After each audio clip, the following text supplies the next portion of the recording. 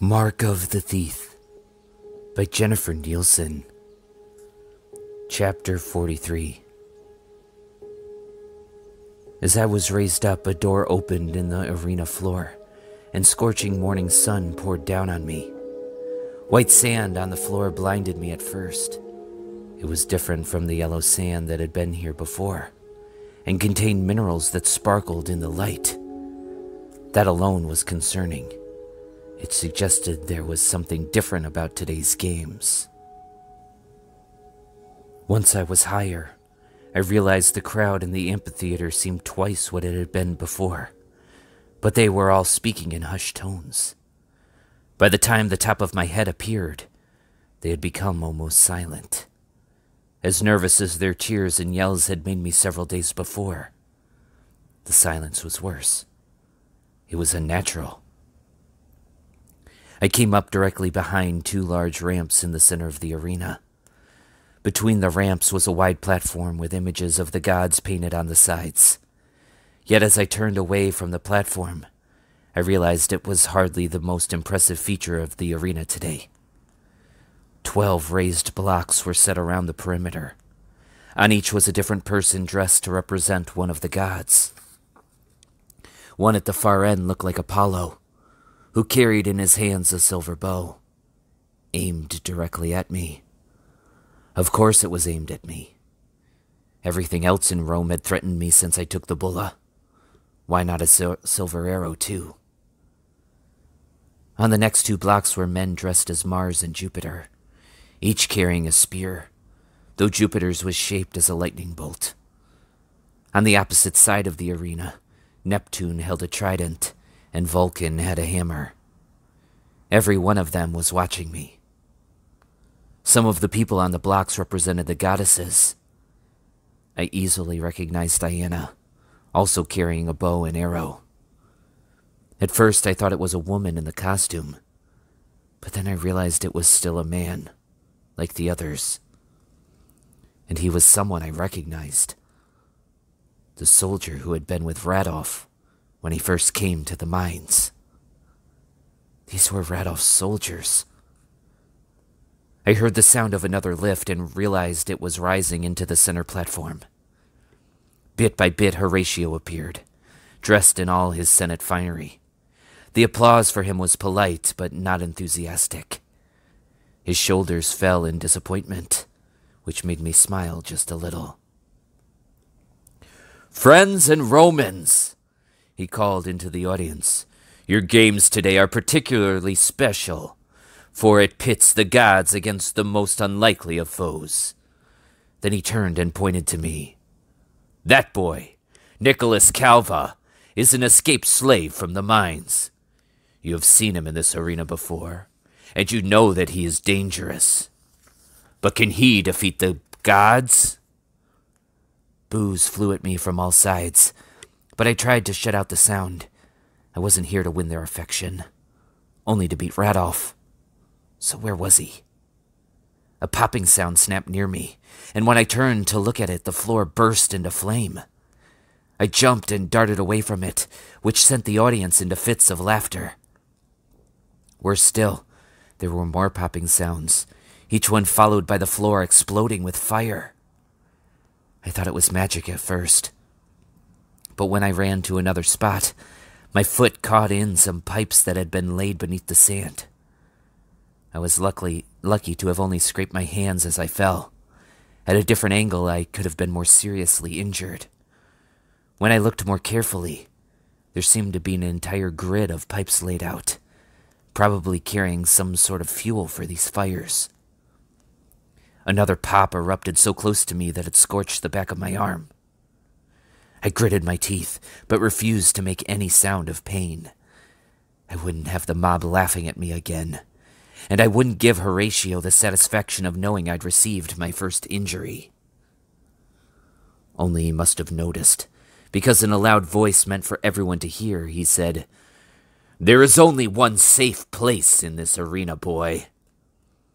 More fires popped to life around me, forcing me closer to the ramp. Finally, I had no choice but to get on it. The audience cheered when I did and began chanting, "Fight! Fight! Fight! Shall this slave boy take on someone with the power of the gods? Horatio asked. The audience cheered, but my attention was on the arena around me. By now, the entire floor was filled with flame, except for the 12 blocks where Radolf's soldiers stood. And this platform. The fires worried me. Whatever pathetic plan I'd had 10 minutes ago was suddenly useless. To have any chance of winning, I would need to put out the fires. I searched the skies overhead, but there wasn't even a cloud, much less a rainstorm. Fight! Fight! Fight! The audience chanted even louder than before. Then here he is! Horatio threw a red cloak in the air, and when it fell, Radolf appeared out of nowhere from within its folds. He wore a gladiator's uniform over a fine white tunic, but all in gold and not too different from those his soldiers on the blocks were wearing. If he wanted to give the impression of being one of the gods, he had done a good job of it. The audience froze for a moment at his appearance, completely stunned, and then broke into thunderous applause. Standing at the top of one ramp, I wasn't nearly as fast to recover. Radolf was clearly a master at magical skills I hadn't even dreamed were possible. Radolf used the moment of my surprise to attack first. He struck me with some sort of magical force that knocked me to my back, where I rolled to the bottom of the ramp, inches from a fire.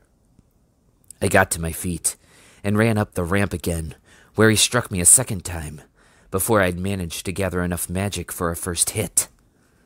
I fell to my back, but didn't get up again until I felt something churn inside me. It wasn't much for magic, but I tried to aim for his legs.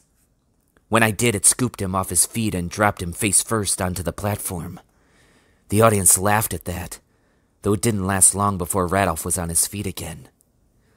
We exchanged hits after that, some larger than others. Radolf struck with far more force than I had thought possible, but from the expression on his face, I was sending out my magic with power too. It wasn't an easy fight, but thanks to the strength of the Bulla's gems, he was struggling as much as I was. Slowly I was forcing Radolf backward along the platform, feeling power grow within me. Then, as suddenly as he appeared, Radolf vanished. I stopped, unsure of what to do, and felt a hand punch at my back, exactly on the divine star. I collapsed to the ground, and Radolf's knee went to the center of my back. The audience cheered, and somehow, above their noise, my cries could still be heard. I thought this would be harder, Radolf said. Do you have any last words? Only that I'm not through fighting, you miserable roach. Radolf laughed and dug his knee in harder. Yes, Nick, you are. Chapter 44. I might not have had anything more to say to Radolf, but someone did. From the Imperial box ahead of us, Senator Valerius's voice rang out loudly. My Roman friends, do not think this is the end of the fight. Senator Horatio would never make it so quick or so easy that you don't get your proper entertainment. In fact, he has given the advantage to Nicholas Calva. He had the audience's attention, and Radolf's too, for that matter. I thought about what Felix had said, that this was theater. Valerius clearly understood that too. He continued, to help Nicholas win the fight, Senator Horatio has given him access to a second magical amulet. It is the key that Nicholas now holds, and it is the reason the slave will defeat the general today. Radolf threw me onto my back. You have the key? I had expected a trap from Valerius, and this must be it. If Radolf believed Horatio had already given me the key, he would be angry. Angry enough to kill him. I don't have it, I said. Radolf pressed on my chest with something that seemed to punch a hole through my heart. I yelled with the crushing pain of it, and he said, Where is the key? Still gasping for air, I choked out, I would sooner go to my grave than let you get it. That can be arranged, Radolf said. Valerius called down again. Or does Senator Horatio play his own games with us? Maybe he wishes to keep the key for himself. Radolf instantly forgot about me and swung his attention to Horatio, who throughout our entire fight had somehow managed to seem invisible in the far corner of the platform. Horatio raised his arms in innocence. "Valerius lies, Dominus." Radolf stopped. "You are the presiding magistrate of the Senate, and yet you address me with the superior title?" "Because you are superior, Dominus. I still have the key, but if you want it, you must accept me as your second in command." "I do not bargain with fools." Radolf shook his head. "Give me the key, or they will carry your body from this arena." I got to my feet and yelled, "Fight me, Radolf, not him." Radolf turned to me, slowly. "Why do you want this fight? Do you believe you cannot lose? Is that because you have the key hidden, just as you tried to hide the bulla?" "Valerius is using the key against all of us. Don't fall for his trap." "One of you has it." Radolf turned to Horatio. "Is it you?" And he raised a hand to throw a punch at Horatio, but I used my magic to place a shield between them, much as I had shielded the people near the baths at the Appian Way. It immediately cost the bulk of my magic, and the strain of keeping it in place was quickly wearing me thin. In his attempts to push through my shield, Radolf was becoming tired as well, and when he paused to rest, I took my chance to change the course of this fight. With one hand keeping the shield on Horatio, I raised another hand to the skies and commanded the clouds to gather. They formed out of nowhere and darkened so quickly that it felt like the daylight had been extinguished. "What are you doing?" Radolf seemed as surprised as I had been when he first appeared on the platform. He stepped forward, forgetting our fight. "Nick, how are you doing this?"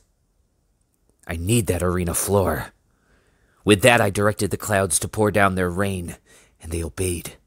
It was more than I wanted as usual, but the onslaught of water quickly put out the fires in the arena, leaving great clouds of steam to mix with the rain and suffocate the air around us. Once the last fire went out, I tried to part the clouds and end it, but the storm was still worsening. Thunder rolled above us, echoing in the skies. That frightened me, more than I wanted to admit. I had never wanted the thunder to come. I ducked as the storm cracked overhead, and my shield protecting Horatio fell with it. Radolf crouched as well, then cried, "Nick, stop this!" If only I knew the way to stop it. Where there is thunder, lightning follows. Every storm I'd experienced in my life brought with it the thoughts of my father standing on a tall ridge in defiance of Jupiter's power. But now, Sal's words filled my head. My father had had magic too. He had faced the lightning, hoping to create a Jupiter stone and with it end the war in Gaul.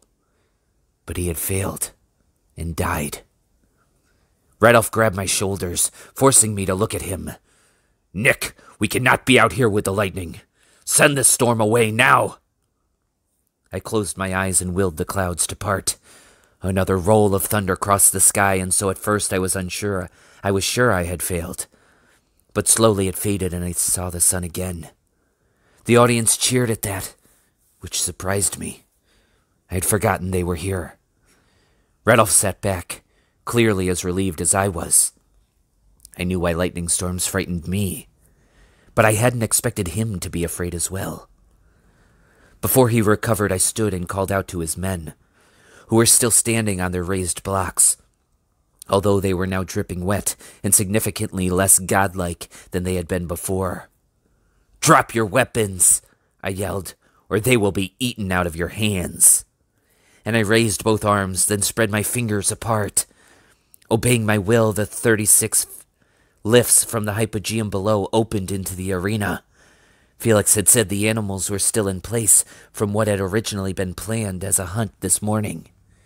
If the mob had expected a hunt, I would give them one. But the animals would not hunt one another. Out from the lifts came lions and bears and wild boars.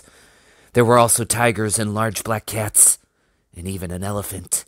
And because I had the bulla, they would hear me and obey. Do not harm any unarmed man in this arena, I told them. The animals charged, knocking the blocks out from beneath Radolf's men, and baring teeth in ways that even made me nervous. Weapon after weapon was thrown aside, followed by the men breaking through the north gate of the arena to escape. The animals went with them, every last one. The audience exploded with cheers. I figured Rome would probably not have another Venatio for some time, mostly because they had just lost every single one of their animals. And if nothing else went well for the rest of this battle, that alone made me smile.